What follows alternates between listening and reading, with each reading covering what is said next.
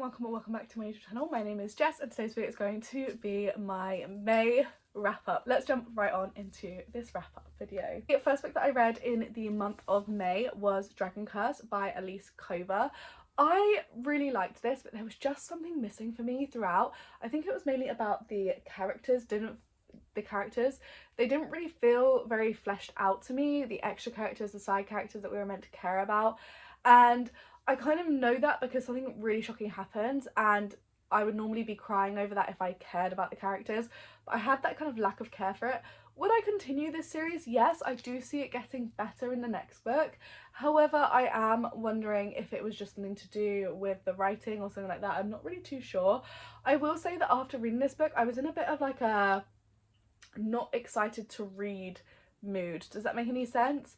So that to me does say a lot about how much I enjoyed a story. I ended up giving it 3.5 stars. Like I said, it wasn't necessarily bad, it was just a little bit slow in paces. I liked the story was very compelling and easy to read. However, I just didn't really care for my characters much, and I'm very much a character driven person. I need to like my characters or get along, or like, you know, feel like my characters are more fleshed out than they were in this story. But hopefully we'll get more of this hopefully we'll get more of that in the second book. I've been finding that I've not enjoyed first books in series, but I've loved the second book in series, so this could just be a little bit like that for me. I just realised they don't really say the female main character's name a lot in this book, because I definitely don't remember her name. I remember the male character's name. In this story, we are following a world where dragons have kind of overtaken, allegedly, and this is the final standing city, and they live on like this floating rock.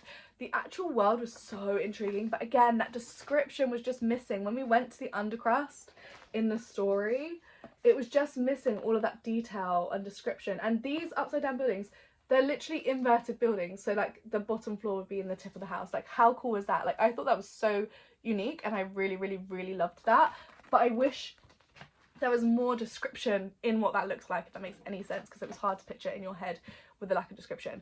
So they've got the last standing world that they know of with the living humanity, and they're basically the people that live here know that they could not survive outside of their world, outside of their walls. So there is people that guard the wall, the blood guard. Our female main character, whose name I literally cannot remember at all, and it's not in the synopsis, so alas, it's gone forever.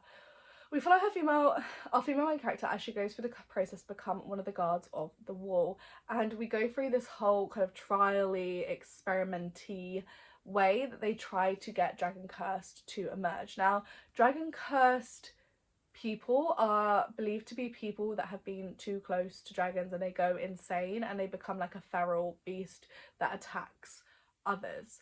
And in this world, they're trying to wean out the dragon curse because they believe that they are basically why the dragons keep coming and destroying the world and killing the remaining humans. They're believing that they come to the dragon curse because they believe that the dragon curse are like their young kind of thing.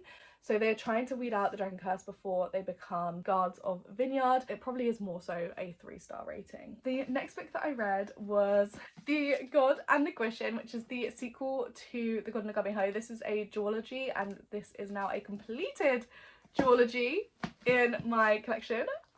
And I have the Fairy Loot editions for both, which is so exciting.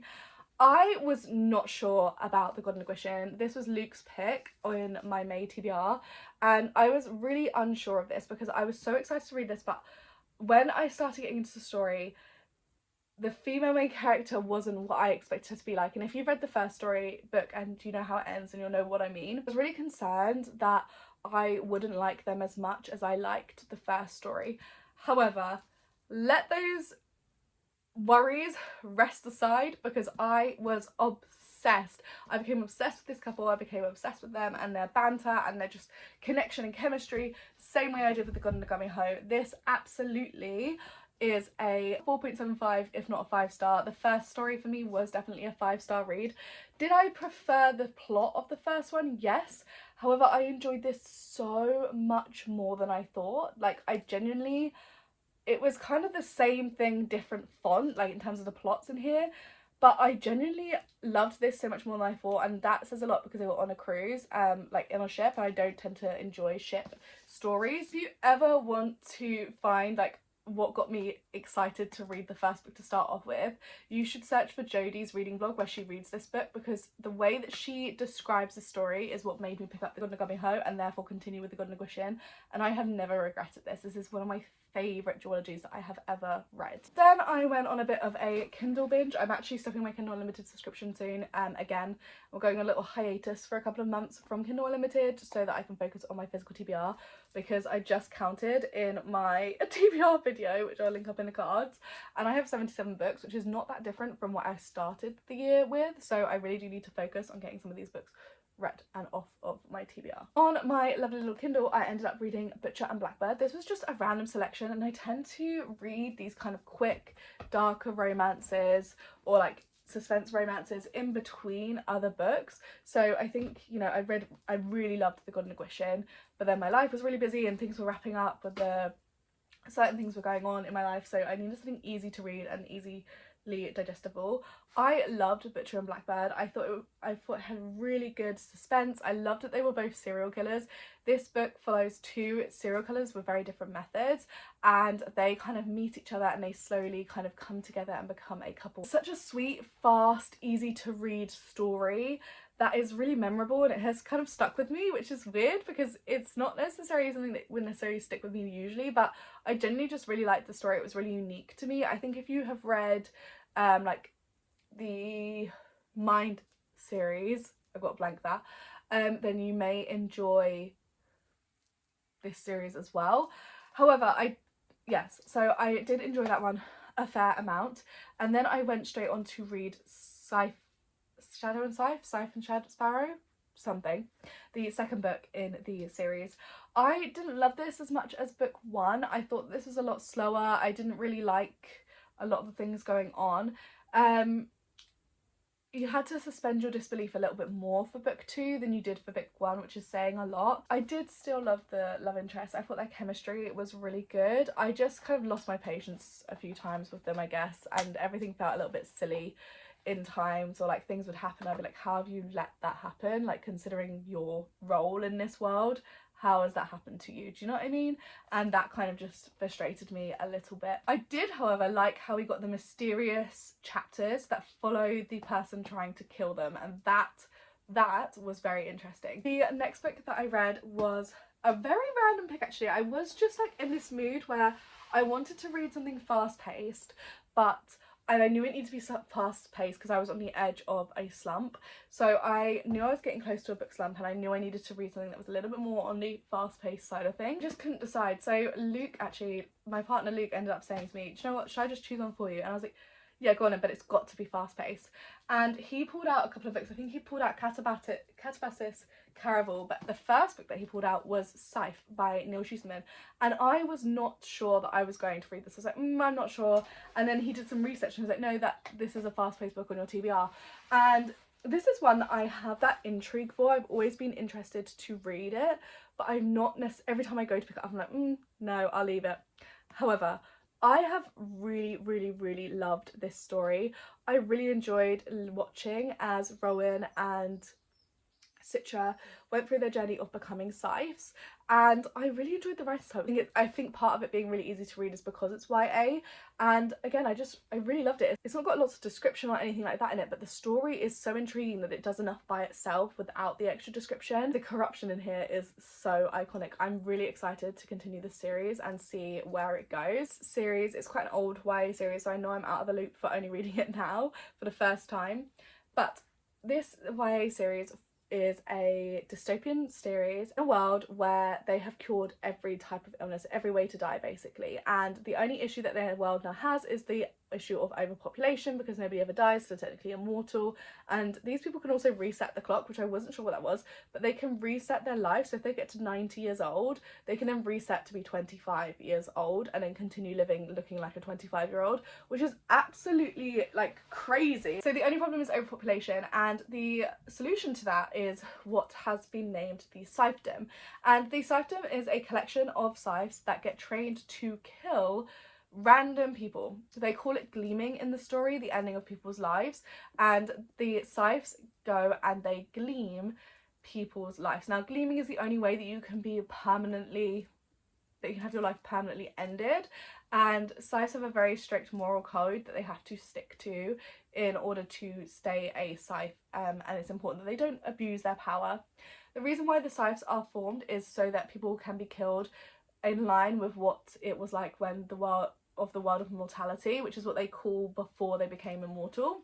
So they try to kill the kind of similar percentage, although I think it's a little bit less than I think it is less people than who would have died in the mortal age of this story. Their population is still increasing, but they are basically gleaming people at random. It's not really necessarily meant to be selected, but this world has a very interesting layer of corruption to it, and I just loved watching that whole plot unravel. The last complete book that I read, and I actually read this over the last 2 days, so this is very much a just squished in book, was Bourbon and Proof by Victoria Wilder, which you guys will now know is why I couldn't read the next books in the Fox Brothers series for the prompt where I got my TBR jar in my June TBR video. I don't know what it is about the series. The first book I really enjoyed. The second book was just not very enjoyable. I gave it 2.5 stars. This book I gave 3 stars, but I'm not going to lie to you, I felt like I skim read quite a bit at the beginning of this. It just felt a little bit too slow in points. The pacing was just all over the place really, and then also the darker side to our brother that we're following in this, the Fox brother that we're following, Ace. I find it really hard to see that he is as dark as he got in this book. I feel like part of this story just got to him being darker because they felt like the fan base would maybe like it more. I'm not really too sure. It just felt like it got a bit too dark for me. Like he was a bit closer, not too dark for me, I guess like the reason for him doing XYZ wasn't very clear. I did like the reunion that we had at the end, and I do really like the couple in here, hence why it got a 3-star rating.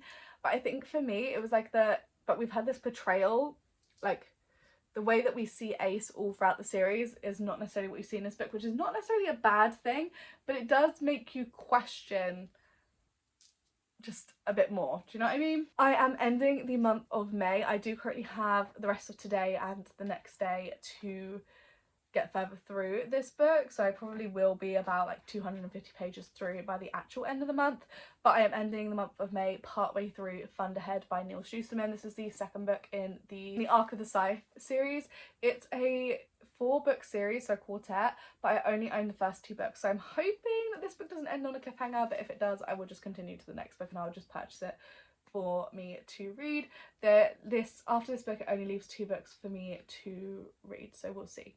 But I'm ending the month partway through this book, maybe like halfway through by the end of the actual month. Didn't read as many books as I thought I would read this past month. I've really been reading quite a lot of books recently each month, like around 10 books a month. But I am not upset by the fact that I haven't read that much. I think the books that I've read this month have not been my favourites. I've had like a couple of really good reads like Scythe and The Golden Inquisition, but the rest of the books I've not necessarily been obsessed with this past month. So I think that so what I'm really hoping for next month is to read some books that I'm absolutely obsessed with to prevent me from falling into a reading slump. For the 4 physical books that I read this month, I also read 2 Kindle books, and I am also halfway through Thunderhead. These are all the books that I read in the month of May. I really hope you guys enjoyed this video, and if you did, please leave a like and subscribe to the channel if you're new to it. Let's see more videos from me, and I'll catch you guys all in my next one. Bye!